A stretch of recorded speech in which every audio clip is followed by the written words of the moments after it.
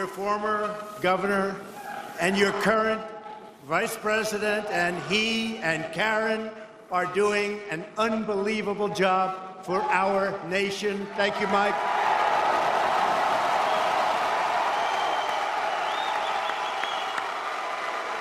You're making Indiana proud, and we are all making America proud. We are rocking.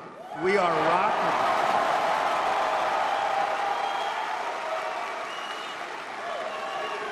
So I'm thrilled to be here tonight with the incredible, hard-working patriots of the Hoosier State. Hoosier.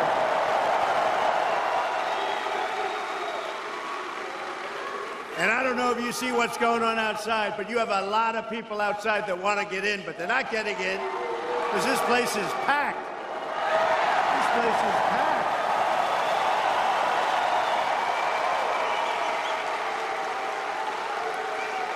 This is truly an exciting time for our country. Jobs are booming. Remember? I told you. Confidence is soaring, and optimism is at the top of every chart. This is a great time for our country. A lot of things happening. Every day, we are unlocking new opportunities for prosperity and for peace. All of these changes are happening because America is being respected again.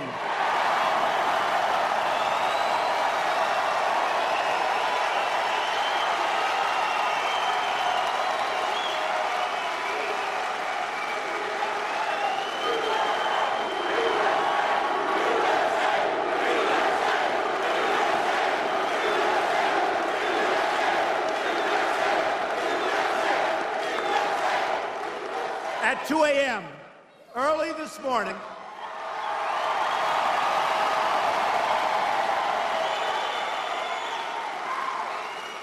and by the way, I got back to the White House at 4:30 a.m., and somebody said, "Oh, that's okay. You can cancel Indiana Tonight."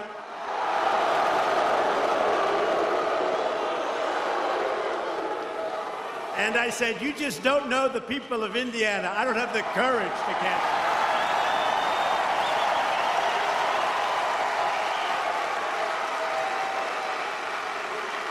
But at 2 o'clock in the morning, I had the incredible honor of greeting 3 brave Americans who had been held in North Korea, and we welcomed them back home the proper way.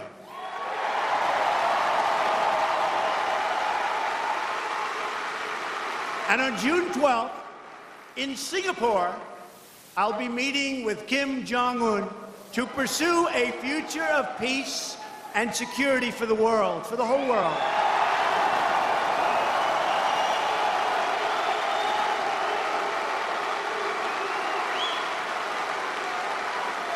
And the relationship is good, but you remember everybody in the fake news where they were saying, "He's going to get us into a nuclear war.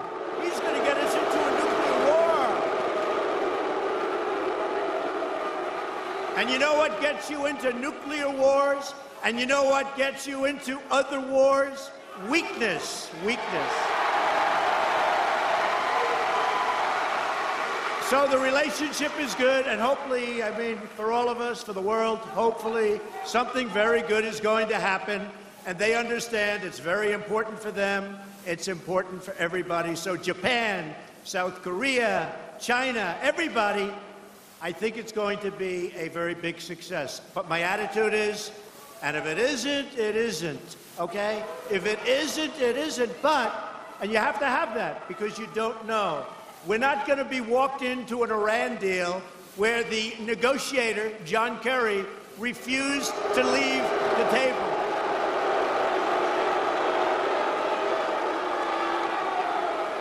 What a deal. What a deal.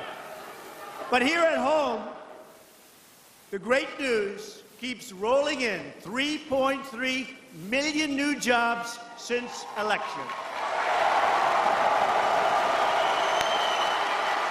Now, if during the election, and by the way, how great is Coach Bobby Knight? How great? Oh, we love our coach. Remember he came in? He called me before I was running. I didn't know him. They said, Bobby Knight's on the phone. I said, what does he want with me?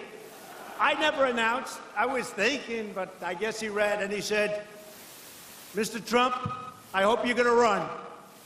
I said, check and see whether or not this is Coach Knight. But actually, when I heard that voice, I knew it was Coach Knight. You can't duplicate that. And I took his number, and I said, Coach, I'm thinking about it. He said, you're gonna win. If you run, and does he know about winning? And if you run, you're gonna win. So anyway, I put his number down, and I was coming to this area. By that time, we had a big lead. But they said, Indiana. And a friend of mine said, if you could get Coach Knight, that would be a great thing. I said, you know, he called me like a year ago. Let me see if I can find his number. And on my left, I had a pile of papers like this high.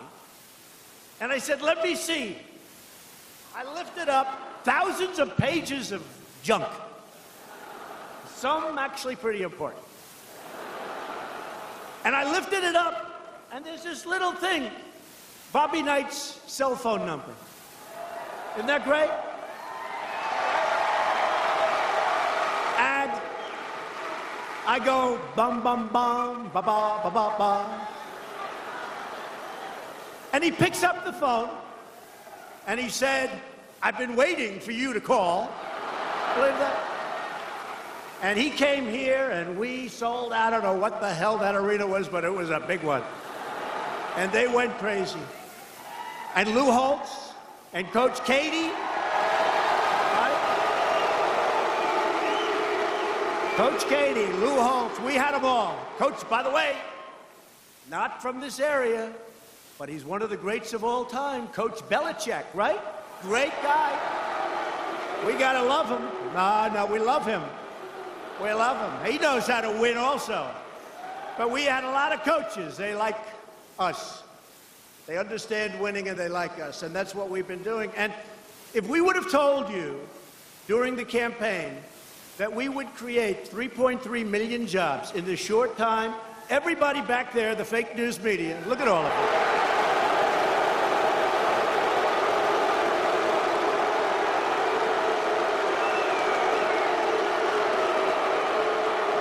They're fake news. Everybody back there would have said, can you imagine? He's saying we're going to create 3.3 million. Can you believe it? We would have been, but you know what? We understand. We understand. And today, in the history of our country, just came out, right? We have the most jobs available in the history of our country. Just came out.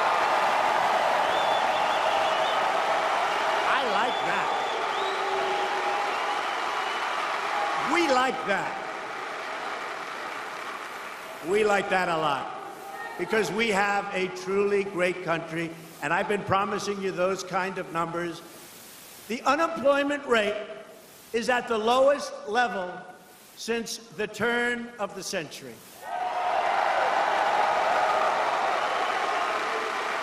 African American unemployment has reached the lowest level in the history of our country.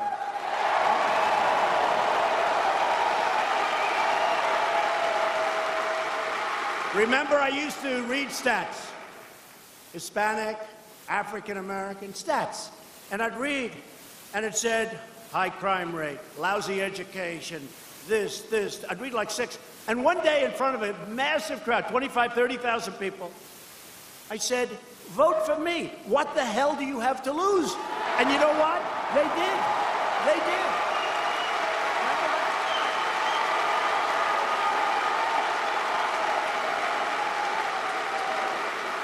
And my people all said, oh, that was not nice. I said, it's true. Because the Democrats, who are just obstructionists, that's all they can do. The Democrats have had a lock on the Hispanic vote, and they've had a lock on the African American vote. No longer.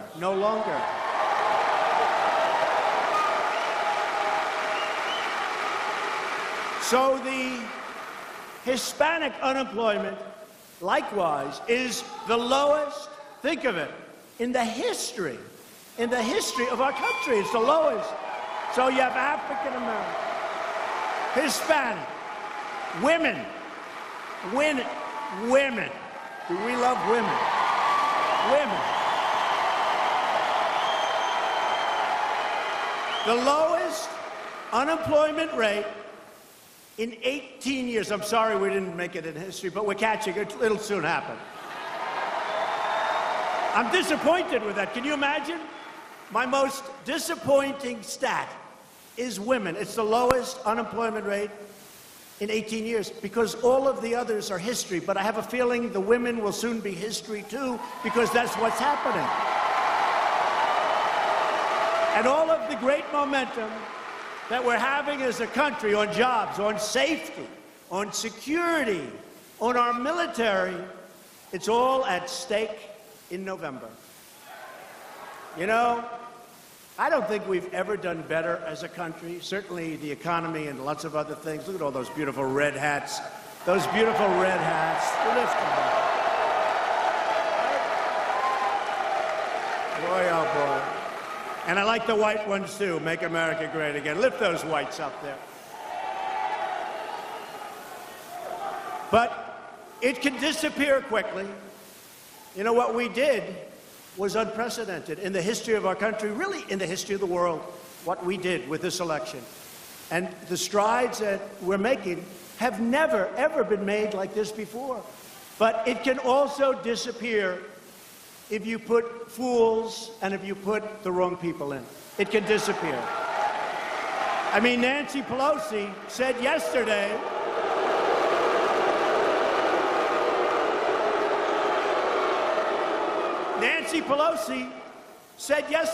she wants to end the tax cuts and raise your taxes. I said, tell me, is that like good politics? You know, it's not about politics, but think of that from a political standpoint. I don't think her party was too happy. But you know what? That's her thought. That's what they want to do. They want to raise your taxes, end your tax cuts. They want to have open borders where everyone flies into our country. That's not happening. So this week, you nominated an incredible slate of Republican candidates, many of whom I know. And you have to work every day between now and November to elect more Republicans so that we continue making America great again. And by the way, this is a first for Indiana. Our new slogan for 2020, you know what it is? Keep America great.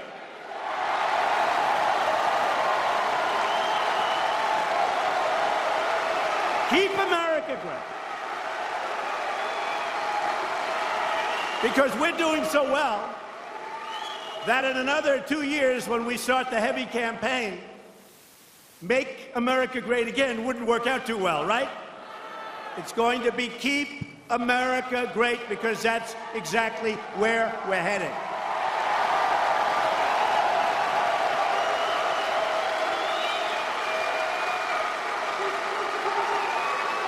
But don't tell anybody. I don't want anybody to know. We want to save that for a surprise. But I do like that. And you know what I paid for that slogan? You know, a lot of these people, the politicians they run, they pay millions of dollars for ideas like that. How much did I pay for that? Zippo, Zippo.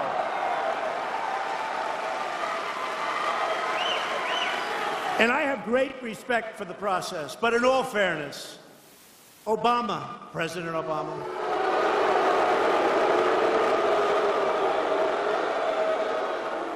paid $1.8 billion for hostages. You, not me, you, last night you saw it. And again, it's leading to some very big things. And I think that Kim Jong-un did a great service to himself, to his country by doing this. But those hostages came out with respect. We didn't pay for them. We're going to set the table. We're going to make a great deal for the world, for North Korea, for South Korea, for Japan, for China.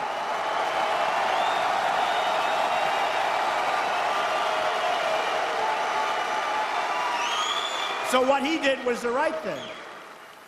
But they came out for nothing. And the others came out for $1.8 billion in cash. Can you believe that? We're honored to be joined by a friend of mine and somebody who's done a really, really good job. Somebody that's respected very, very highly, Senator Todd Young. Todd. Where's Todd?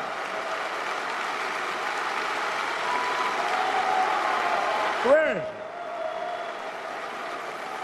he? See? That's a great politician. He doesn't even want a good location. He is of the people. Thank you, Todd. We also welcome the largest vote winner in Indiana history, except for Trump. Attorney General Curtis Hill. Where's Curtis?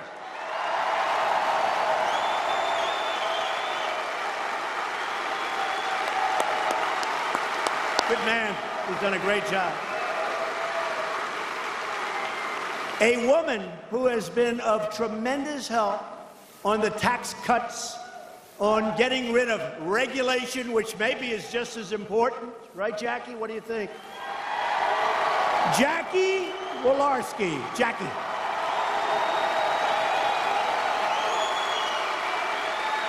Done a great job. And some congressmen who have been incredible. Larry Bouchon. Where's Larry? Larry, great job. Congressman Jim Banks. By the way, somebody that just fought an incredible campaign, a really good guy, and I'm not sure I would have been here. You know, we're talking 2 days ago. Very effective, a terrific man, Congressman Todd Rokita.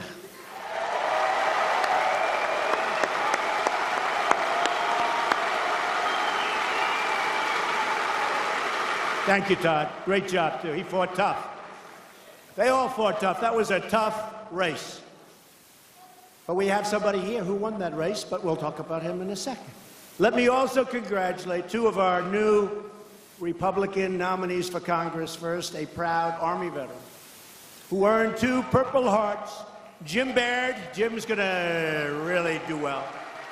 Jim. Great, Jim. And second, a man that I know Mike has been rooting for a long time. I'll tell you. Mike loves his brother, who won by a very big margin. I don't know. Was that a bigger margin than Mike Pence won by? I don't know, Mike. That was a big margin. Greg Pence. Greg.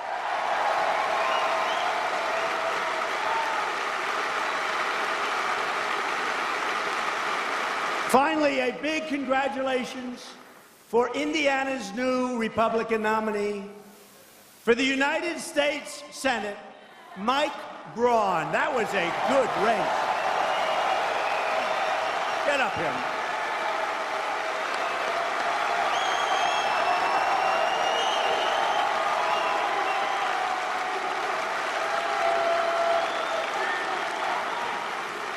How about we let Mike for a second interrupt my speech? Is that okay? Come on, Mike.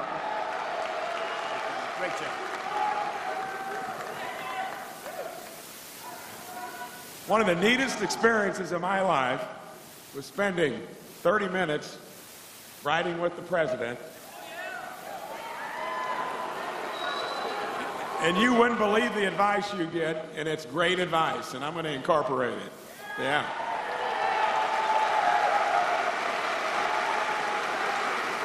You know, when I started this journey almost a year ago, I traveled the state, spent a lot of time in the north, and wanted to make sure this was going to end up with a good result. Would not have done it if I wasn't inspired by what this man did in 2016.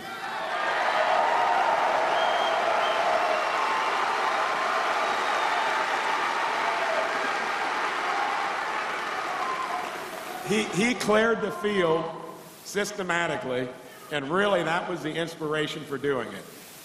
And I can guarantee you, when I get there, I'm doing it for the right reasons. I'm a businessman and an outsider, just like our president.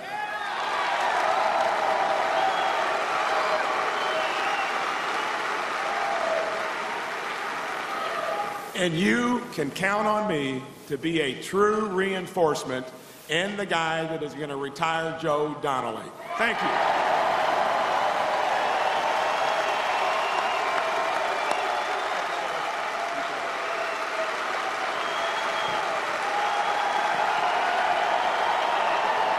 Thank you, Mike.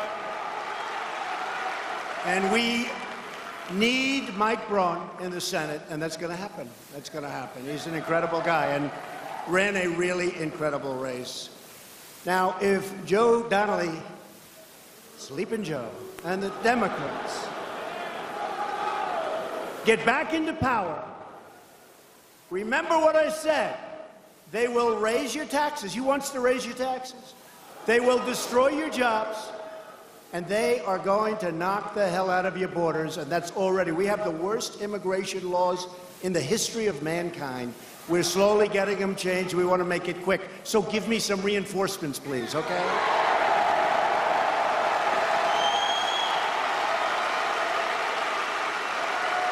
Last week, as an example, the deputy chair of the Democratic National Committee, Congressman Keith Ellison, you know him? Marched in a parade wearing a T-shirt that read, he was very proud of it, "I do not believe in borders." But I have a lot of respect for Keith Ellison. You know why? Does everyone know why? So when I announced on June 16th, he was being interviewed by George Stephanopoulos on ABC. And in the interview, this was a couple of days after I announced, and Keith Ellison said, "You know he's going to win, don't you?" True. Right, Mike? He's true. He said, "You know he's going to win." And George and somebody else there, I won't mention the name. Go ahead. They smiled a little bit, respectfully. But Keith Ellison, he said, he is going to win. And essentially, he was sort of indicating, and there's nothing you're going to be able to do, and that's what we did. So, in one sense, I have to respect him. He said he's going to win. So you can never dislike a guy like that, can we? But they've got a big problem. A vote for a Democrat in November is a vote for those borders, and we have to do something strong. We are going to build the wall. We are already starting the wall.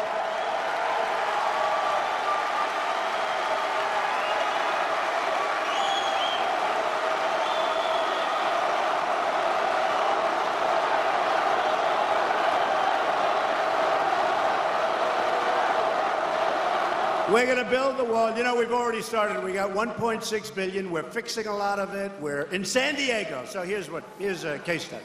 San Diego wants the wall. And I said to my people, here's the bad news. If we give them the wall, we don't have an advocate. If we don't give them the wall, they're going to be putting a lot of pressure on Governor Moonbeam in California. Right? But you know what I did? Something I would normally not do, which means in life I'm getting nicer as I get older. I said, let's build the wall for San Diego, so we're building them the wall. I shouldn't have done it. Actually, I sort of changed my mind after we started. I called my people, I said, how much would it cost to stop building the wall in San Diego? So they go out and advocate for us because they're desperate for their wall, because they don't like people running over their front yards and all of the problems, right? Including, by the way, massive amounts of crime. I said, how much would it cost to stop? I'm in the construction business, is what I do best. They got back to me, they said, sir, it'll cost approximately $7 million to stop. Now, that's not big numbers when you hear about the numbers we talk about. $7 million to stop and restart it at a later date. I said, I can't do that to the American people. Keep building the wall, right?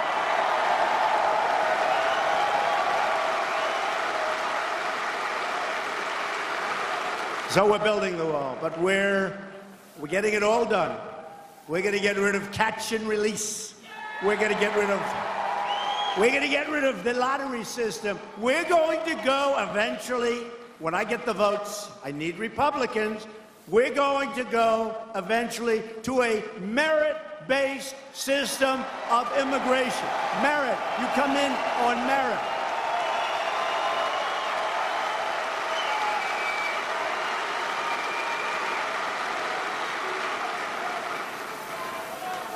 Your senator, Joe Donnelly, voted against enhanced vetting. Think of that. What in the world would anybody be doing voting against enhanced vetting? Why?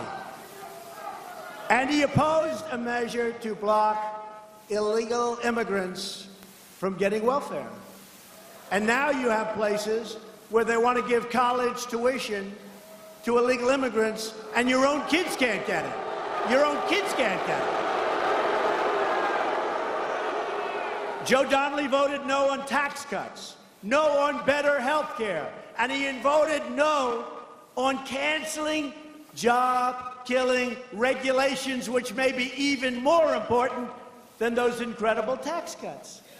But he voted yes on something that we are systematically taking down. We got rid of the individual mandate. We have great plans coming out. He voted yes for failed Obamacare.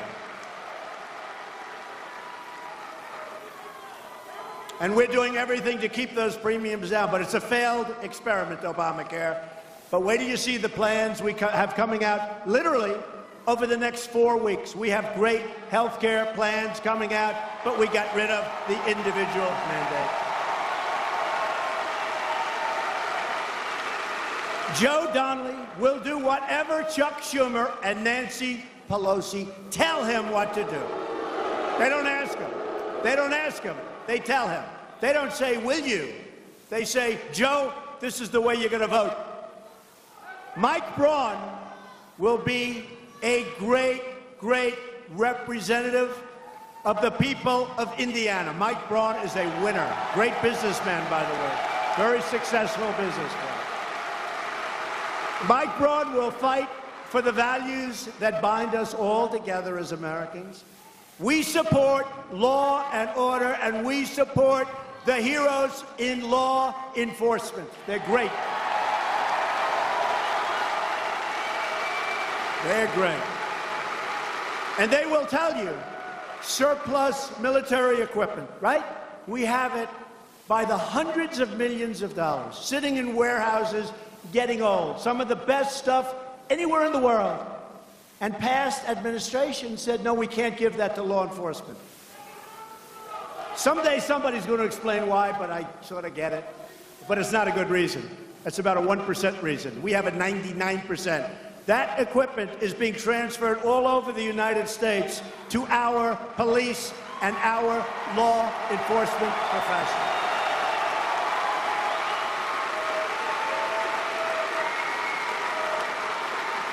And we already have it. The other side said, but it's too good. It's too good. It's already paid for. We defend the Second Amendment. And don't kid yourself, it is under siege. We defend the right to self-defense. Never believe that your Second Amendment is not under siege. We believe that a strong nation must have strong borders. We have pride in our history and respect for our great American flag.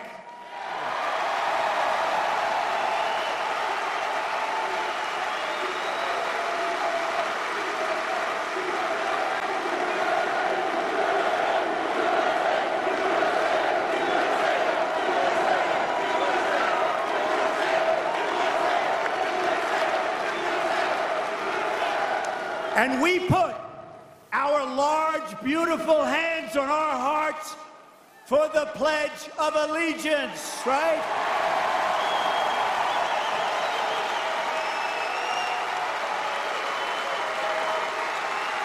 And we proudly stand, all the time we stand, because we love that sound.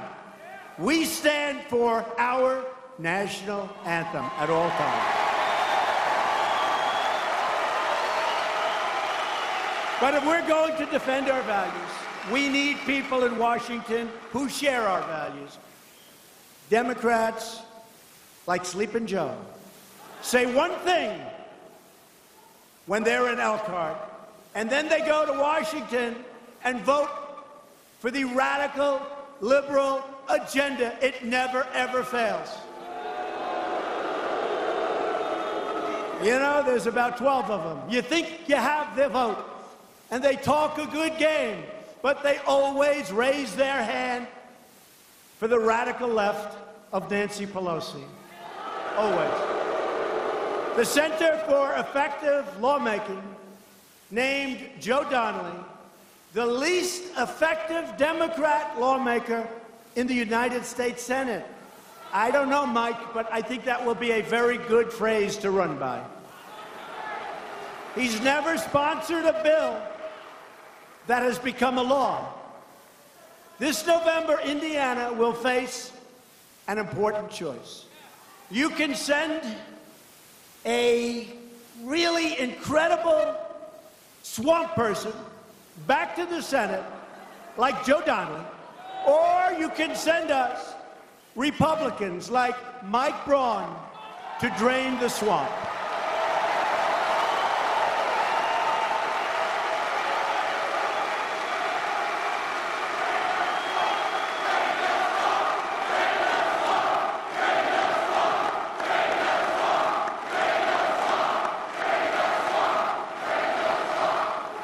Under my administration, we're fighting against the lobbyists, the special interests, and the corrupt Washington politics. After years of rebuilding foreign countries, of which a lot of people partake in the cost of rebuilding those foreign countries, we are finally rebuilding our country.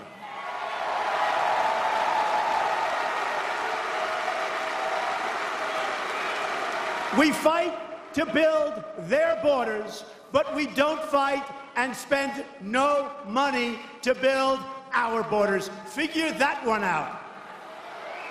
We're fighting, and we're finally putting America first.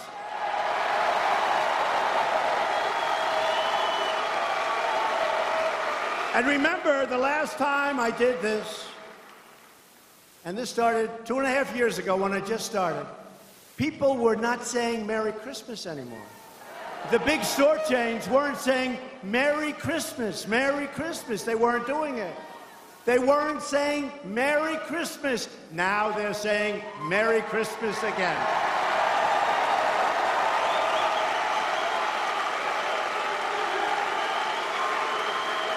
To bring back our jobs, we're cracking down on unfair trade. We want trade deals that are fair and, by the way, reciprocal. And we love our farmers. We're taking care of our farmers, and we love our factory workers. We love our workers.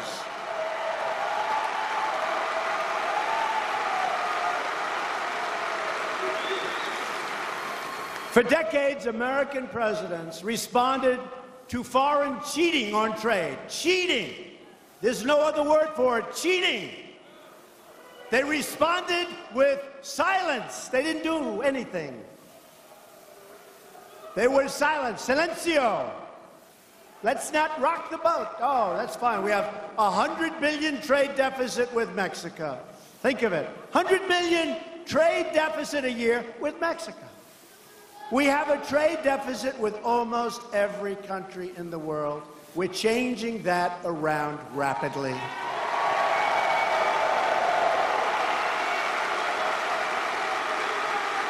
We racked up trillions of dollars in trade deficits, also known as losses, while other countries stole our factories, stole our plants, stole our wealth, and stole our jobs.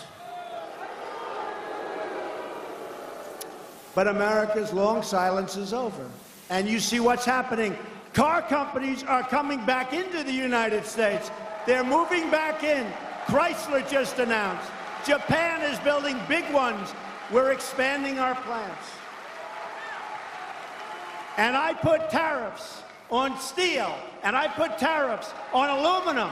And United States Steel just announced that they're expanding their factories and they're building plants, and we're going to start making steel and aluminum again.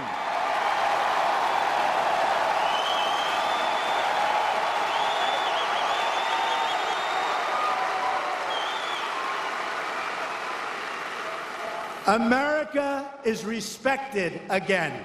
Different ball game. Under my administration, we kept another important promise when we put a great new justice on the United States Supreme Court, Neil Gorsuch. And next week, after the promises of many administrations and presidents, and then they never did it. They campaigned, they promised, they never did it. Next week, we will finally open the American Embassy in Jerusalem.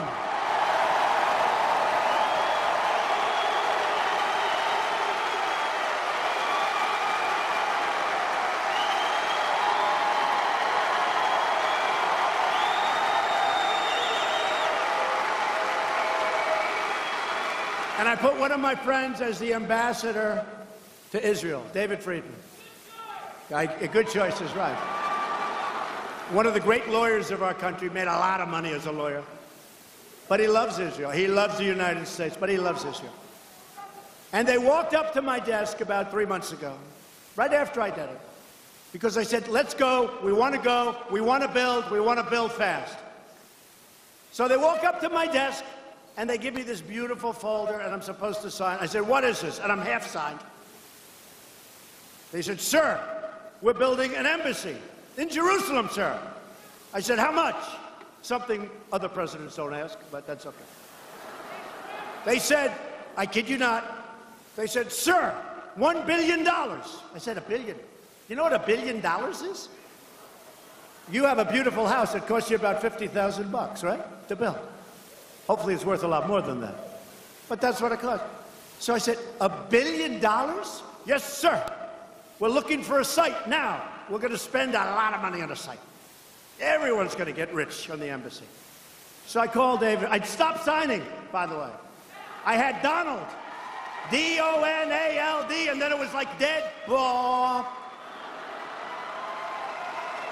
And then, I don't know if they still have it. Beautiful paper, very official looking. And then, all of a sudden, I stopped, never got to the T. And I started putting X's because I was afraid that somebody could say it was my signature. And I called up our ambassador. And I said, David, this is crazy. I said, we're going to build our embassy in Jerusalem. But they want $1 billion. They're going to look for sites. Don't we have a site? He said, yeah, we have the best site. We already own it. And we have a building on the site. And I could take that building that's on the site, Mr. President, and I could take a corner of that building, a big, beautiful corner, and for $150,000, I can fix it. It'll be so beautiful. The location's better. It's set back, which is good for safety. And I can build it for $150,000. Think of it. Think of it.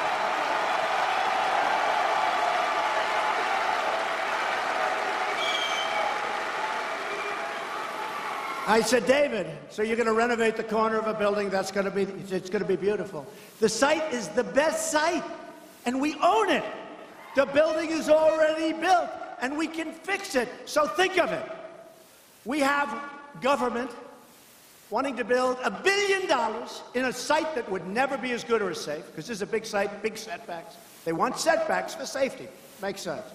So I said, David, you can do that from $1 billion to 150. You know what? Spend $200,000 or $300,000. That's okay too. Now think of it. And the reason I was very cognizant because I was supposed to cut the ribbon of the new embassy in London. You know that, sir. So we have the best piece of property in all of London. It's our embassy. And someone between the Bush administration and the Obama administration, they say Bush started it, but Obama could have stopped it. But let's say the two administrations, what they did is they said, wow, this is a great piece of property. We've been offered a lot of money, like 200 or 250 million. And what we'll do, because we're such great businessmen, what we're going to do is we're going to sell this best piece of property in London by far. By the way, literally, it's if you know New York, 5th Avenue and 57th Street. Now, I happen to have a building there, so, you know, but that is the best one. The Tiffany location. It's the Tiffany location. It's the best location, and it's a big location, and it's the best embassy location we have in the whole portfolio. But somebody said, what a great deal. We're going to sell that for, I think, $250. So let's say to a wealthy person. And they're going to rip it down, they're going to build a hotel or do something. And we sold this thing for $250. Now, everybody in this room, because you're from Indiana, you understand life. You would say, okay, good, now you're going to build a new one for $50 million, you're going to have $200 million left over, you're going to have a nice embassy, that's, okay, but it didn't work that way in government. So they sold the embassy for like around $250 million. They then went out and bought a terrible piece of land in a lousy location. And they just opened a new embassy in a bad location for $1.2 billion. What a great deal. What a great deal. So 3 months ago, I was supposed to go over to cut the ribbon on the new embassy. But I couldn't do it. I said, I'm not doing it. I won't do it. Does that make sense? I'm not going to do it. So I did. Think of that story. Isn't that a sad story? So much. I could give you 50 of those stories. It's all the same. It's all the same. I could give you so many. But just remember, when you see that embassy... Oh, here's the other thing with the embassy. The new embassy, I said, when is it going to be open? They said, anywhere from 5 to 10 years. So I said, unless they give me an extension for the presidency...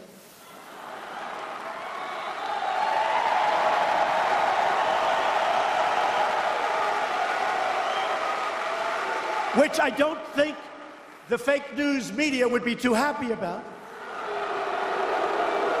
Wait. Actually, they would be happy, because when I'm not here, their ratings are going to sink, so they'll probably be very happy. So they said from 5 to 10 years. Now, you know when they say from 5 to 10 years, that means probably 15 or 20 years, right? So we open the embassy next week. 3 months.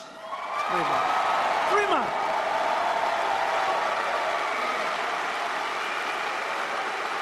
Oh, I could tell you so many of those stories, but I won't tell you anymore. We have to save some. We only have about 1,000 left.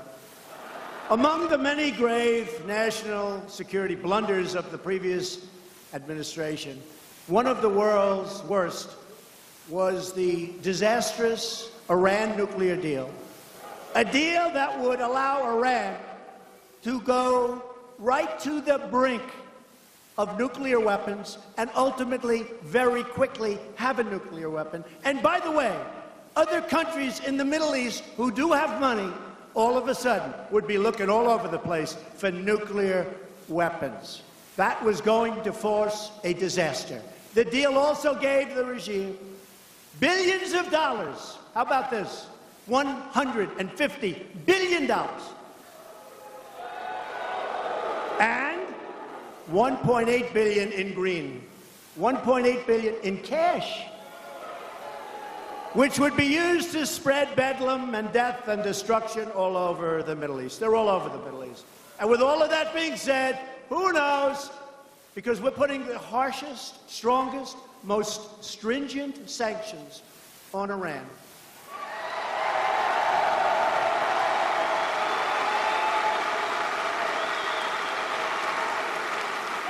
And I hope to be able to make a deal with them. A good deal, a fair deal, a good deal for them, better for them. better for them. But we cannot allow them to have nuclear weapons. We must be able to go to a site and check that site. We have to be able to go into their military bases to see whether or not they're cheating. Now, of course, we're all sure they're not cheating, but just in case.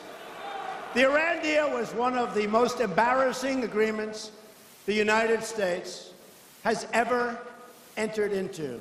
You remember the 10 sailors who were humiliated in front of the world for no reason whatsoever. But once again, Democrat Joe Donnelly served his liberal handlers in Washington, not the great people of Indiana that I know so well. He voted to save the deal 4 times. But we saved the deal no longer. As we discussed another critical element of our national security, to me, probably one of the reasons we're all here in this great victory celebration is border security. We have many things to do, but we have already begun the construction of the wall, and so many other things are following. We will have those borders extremely strong, extremely powerful, and we will have laws that match the border.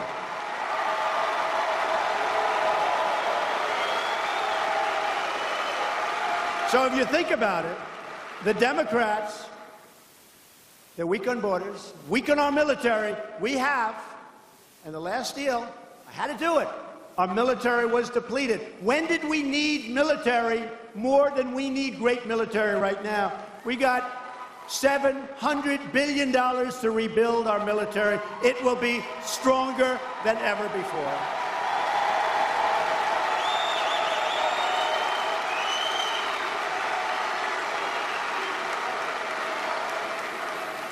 So the Democrats, they fight against the borders. They fight to raise your taxes. They want to raise your taxes. They fight for all of the things that we don't stand for. And we're going to have a great victory in 18. You watch. We're going to have a great victory.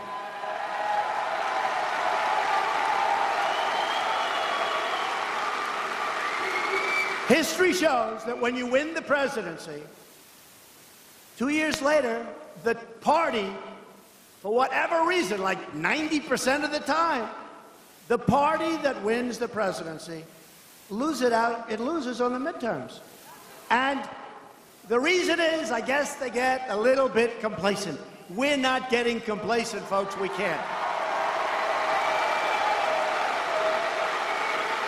If we elect more Republicans, we can truly deliver for all of our citizens. We're going to keep the promises anyway, whether we do or whether we don't. I'm going to keep that.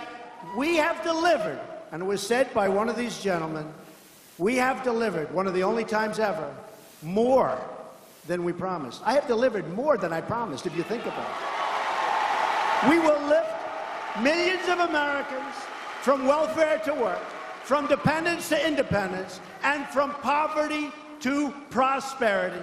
We will put new steel into the spine of our country. And by the way, it will now be American-made steel.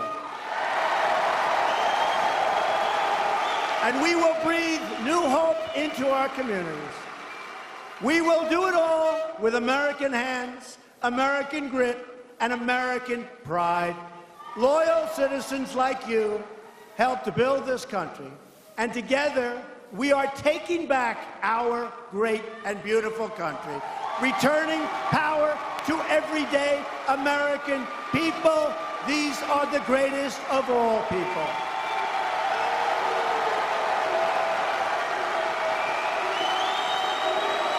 In every action, with every decision, we will stand up for America, and we will stand up for the great state of Indiana.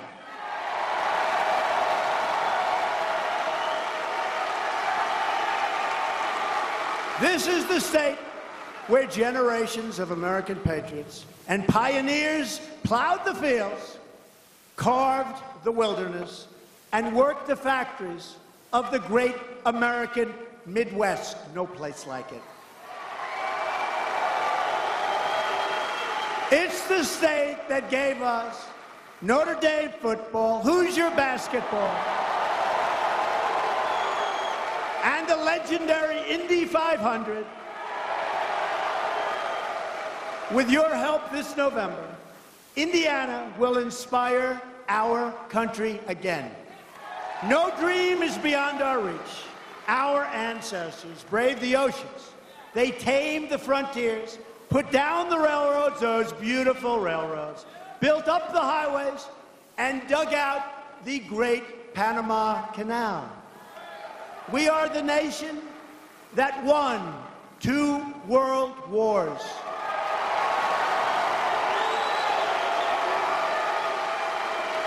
And we are the nation that defeated communism and fascism and landed a man on the face of the moon.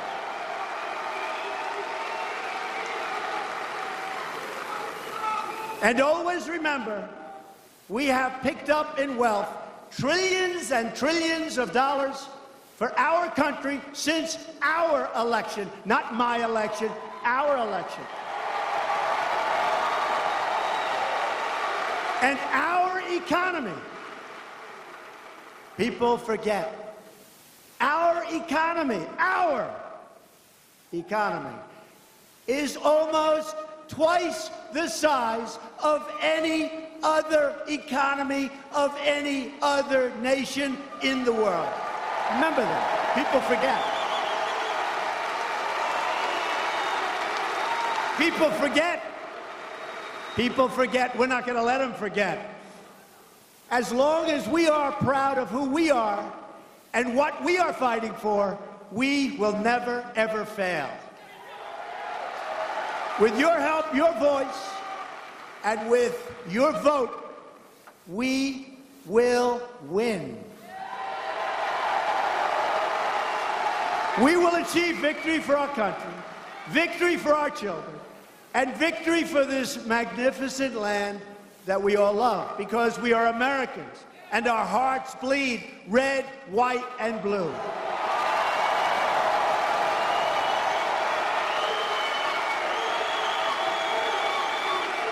We will never give in.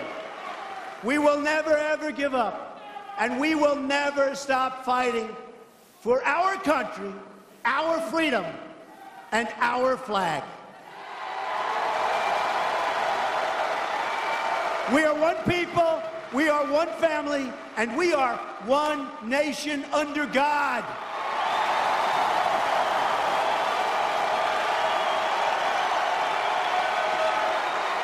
And together we will make America wealthy again. We will make America strong again. We will make America safe again.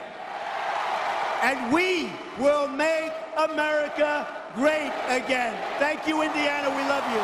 Thank you. God bless you. Thank you.